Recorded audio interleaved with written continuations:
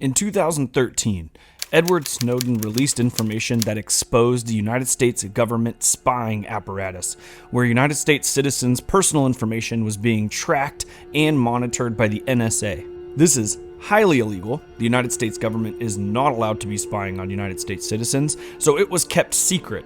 Snowden reported his concerns through the proper channels, and they were totally ignored, so he risked his life and the livelihood of his family in order to release this information to the public. The NSA specifically targets the communications of everyone. It ingests them by default. But I, sitting at my desk, certainly had the authorities to wiretap anyone, from you or your accountant to a federal judge to even the president if I had a personal email. He was charged with the violation of the Espionage Act and theft of government property. He fled before he could be arrested to Russia, where he's been ever since, and the Russians have granted him asylum in protection against the United States government. To this day, he is still under charge for these crimes, and nobody has actually been charged for the illegal crimes of spying on United States citizens. But we can rest assured that no spying will continue to happen from here on out, as the United States government has learned its lesson and won't be doing this again. I'm absolutely positive of that. Except people are now talking about what could happen with the United States currency and related to CBDC. Is the government trying to spy on all the financial transactions of United States citizens or anyone else using CBDC around the world? And do they intend to use this in order to control the population more than they already do? Stick around to the end to find out. This is The Wealthy Idiot Show. Hey friends and family, before we begin, please make sure to smash that like button for the YouTube algorithm. It helps us out tremendously. We can get good financial information out to people, and it helps promote these videos to as many people as possible so that they can learn about financial freedom, financial peace, just like you are. So we did a video a while back where we talked to somebody who talked about CBDC, that's the central bank digital currency, and what their plans were for this currency. CBDC is the kind of attempt at the official government version of cryptocurrency, and its intent is to replace the United States dollar. Right now, the United States dollar is physical, and that presents itself with tremendous challenges. So a lot of people, especially I would say on the right-hand side of the spectrum, is arguing that this is a ploy by the United States government in order to take control of the currency, to monitor and spy on U.S. citizens, but also to be able to restrict things like your purchasing ability depending on things like your political opinions or actions, which could be extremely concerning. You wrote to me something kind of disturbing. Last hour, I played these happy little commercials from the Federal Reserve about the FedNow. It's a new service for all of the banks, which will make the transfer of funds, whether you're out shopping or you're a business owner or you're doing bank-to-bank transactions, you just run everything through the Federal Reserve and it'll happen fast. And I thought, yeah, isn't that exciting? It's very exciting. Now they're claiming that this is the alternative to a CBDC, which is a central bank digital currency. Doesn't really sound so much like a alternative as much as a system to run that on. Then recently, the Federal Reserve announced a program called FedNow, where they're going to institute a digital method for transferring currency between banks. And if you don't know what's happening, it sounds like these things are all related to each other. Our own FedNow service will be coming online in 2023. And in light of the tremendous growth in crypto assets and stablecoins, we are examining whether a U.S. central bank digital currency would improve upon what is an already safe and efficient domestic payment system. But unfortunately, all we have is sort of vague conspiracy theorists arguing against people who are vaguely saying that that's definitely not the case. So for one, this digital dollar, it doesn't exist in the United States. And the Fed says even if it wants to make one, it would need Congress's blessing. Two, this FedNow service, it's real, but it's separate. It's basically an update that's meant to move money from bank to bank as fast as Venmo does. So instead of the traditional 2 to 3 business days, it would happen within seconds. It does not change the privacy of your personal checking account or threaten your transactions. So if you hear people say, you want to go buy a rifle, they're going to say no. Just know That's not happening. And so how do we know what the actual truth is in this scenario, and what should we be concerned about for the future? So in order to understand what is coming and what we need to know, we have to understand the problem and how that problem is solved today. So first, the problem. The problem is cash is a physical asset. It's a physical thing, like this $10 bill. And this physical thing has to move from one place to another. But like anything that's physical, moving it from one place to another takes time. There's nothing that we can do to make that a little more instantaneous other than trying to transport at higher speeds. So if Bank A is in California and Bank B is in New York, and Bank A wants to transfer money to Bank B, they physically have to pick up this cash, put it onto something, trucks, planes, and then move it over to that location for that bank to have. So in order to solve that problem, we created a system called ACH. That's an acronym for Automated Clearinghouse. And what ACH does is it attempts to create an IOU system between multiple banks and have a third party manage this IOU system in order to ensure that these transfers can happen quickly without actually moving cash around. So going back to my previous example, if I'm transferring money from Bank A to Bank B across the United States, but at the same time someone else is transferring money between Bank B and Bank A, we might want to look at those two things and say, $100 is moving from here to here, $100 is moving from here to here. We don't actually have to move any cash. We could just say, this person lost 100, this person gained 100. Then this person over here lost 100, this person gained 100. And the cash could stay in the same exact spot. Now, in order to ensure that that works properly, we have to have a third party that is watching and managing these transactions to ensure that these IOUs are respected. We don't want a particular bank saying, hey, you owe us $100,000 and having the other bank say, I don't have any record of that $100,000. So the third party is like the ledger to ensure all these IOUs are accounted for properly and no bank is actually missing. In cases where banks or a particular bank might be sending out too much cash and then they don't have enough cash on hand in order to compensate, the Federal Reserve is able to step in and provide temporary loans in order to ensure they have cash until these IOUs are settled. In order to streamline this process, the ACH is batched a couple of different times.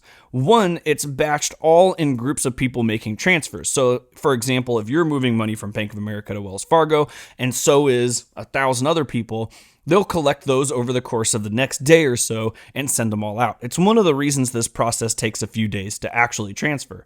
Because if someone has to sit there and do all of this underwriting for this movement of money, that costs the bank money. And if they can do it in giant batches, it is a lot cheaper. And that's the reason why, if you see in some examples, if you're moving money from like Venmo to your bank, you can do it instantly, but you pay a fee. It's because you're compensating for the fact that they're not allowed to use the batching method in order to cheaply move all that money. The second way money is batched is through this IOU process. Every once in a while, the IOU process has to balance out. If you're at the end of the month and the Bank A needs a whole bunch of cash that they're owed by Bank B, and they want to use that cash to invest or to hand out to their customers for withdrawals at the ATM, for example, they're going to need that cash at some point. And so all these transactions are kind of looked at. We looked at, okay, Bank B is owed $100,000, and eventually that $100,000 can physically actually arrive at the bank in some way, shape, or form.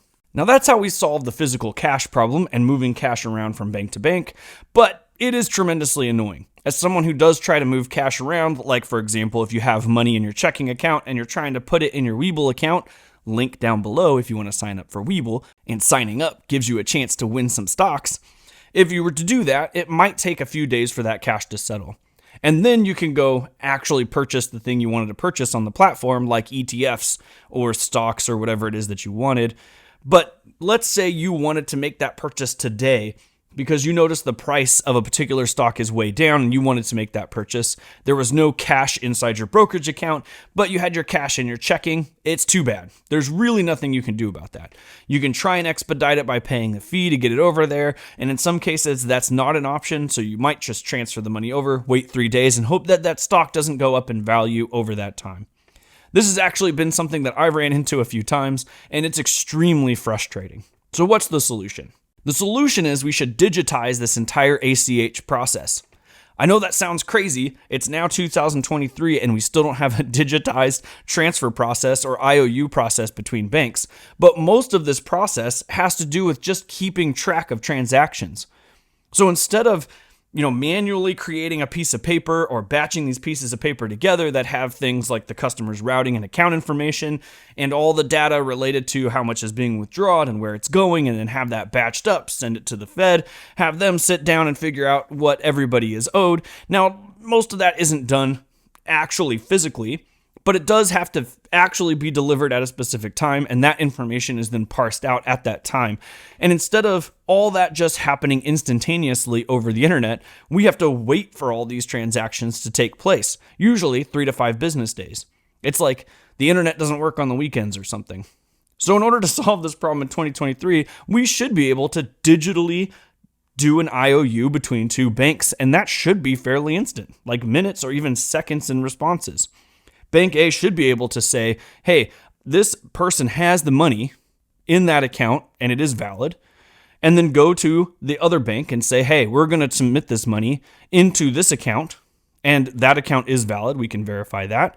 Then both of those two banks send that information up to the Federal Reserve to say, hey, all this information this transaction is about to take place. Here's all that information. And then the Federal Reserve should be able to tell both banks, we looked at that information. It looks good. We certified it. Both banks are saying the same thing. And then both banks just accept that money is transferred. That entire process could take just a few seconds. We go on Facebook and we could see photos pop up, after loading them to our family within seconds across the globe, but we can't seem to figure out how to get the Federal Reserve to write in a ledger that we're transferring money to point A to point B. So that should change. So what is FedNow? Well, FedNow is exactly that.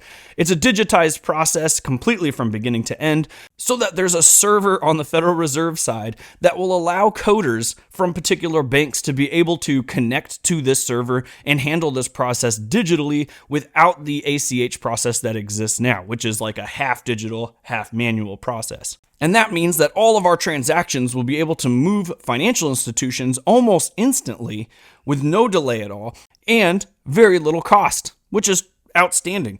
And when is this coming? Jerome Powell, the head of the Federal Reserve, the chairman of the Federal Reserve, assures us that it's coming sometime in June or July of 2023. So we could have instant transfers from one bank to another as soon as this summer, which is exciting. I, for one, am highly excited about that. But what are all the conspiracy theorists talking about? Is this a giant stepping stone into giving government control over our currency and losing our right to privacy when it comes to finances? The answer is no, that isn't currently happening. FedNow is not a stepping stone to CBDC.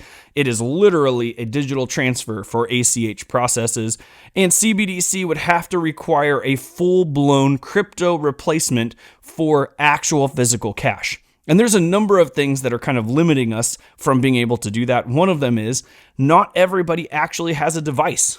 You have to have some kind of electronic device. And so they're looking into things like, electronic devices that are physical that will have cash on those devices, kind of like credit cards in some way.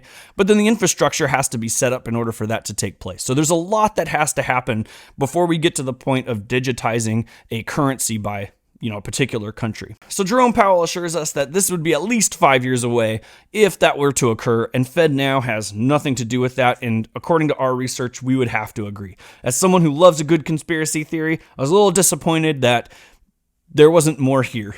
But is CBDC something to be concerned about? I would say yes. The dilemma with a cryptocurrency run by the government is they could control things, and they could do it instantly without much recourse from the population. For example, if you had a particular card or you had a device that had your cash, your quote unquote cash on it, there's nothing you could do to stop them from shutting that off, much like freezing a bank account.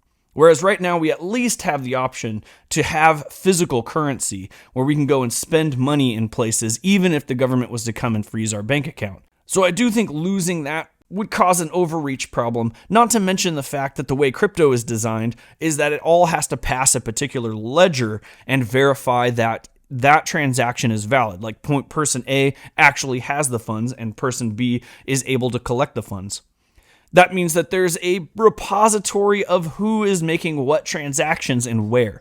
And I have no doubt the United States government will privatize that repository so that we have no way of seeing it ourselves. But then that means that every transaction we make will be in the hands of the US government instantly. They won't have to go to like Visa or MasterCard to look at those transactions. They could just see, like, Billy over here went out and purchased this item, and we don't like how that item works. I'm not saying that that's going to happen, but I am saying that that is currently being looked at. The technology is being built for that, and different places around the world are looking at instituting that, and so it's not totally out of the question that that could happen in the United States of America. However, I'm excited for FedNow. I think that's something that we greatly need. It's going to be super cool.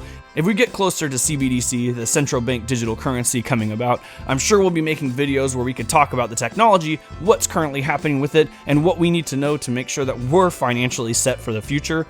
Because at the end of the day, this is about what we do in personal finance to ensure that we're successful, wealthy, and protected and safe. And I want that for all of you. So thank you so much for stopping by. If you like today's episode or learned something, make sure to like and subscribe. It helps us out. We're still giving away $500 to our first 10,000, one of our first 10,000 subscribers. Check out wealthyidiots.com for more information, and I'll see you guys next time.